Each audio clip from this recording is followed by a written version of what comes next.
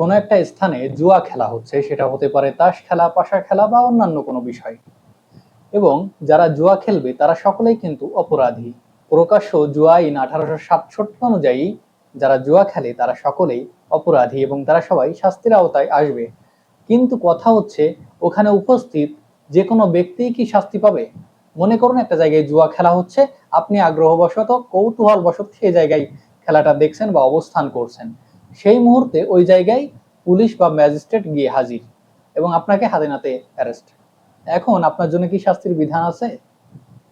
প্রকাশ্য জুয়া আইন 1867 এর ধারা 4 এর বিধান অনুযায়ী জুয়া খেলার স্থানে অবস্থান করলে ধরে নেওয়া হবে আপনি সেখানে জুয়া খেলার উদ্দেশ্যেই অবস্থান করছেন, যদি না আপনি প্রমাণ করতে পারেন যে আপনি অন্য কোনো লজিক্যাল কারণে সেখানে অবস্থান করছিলেন।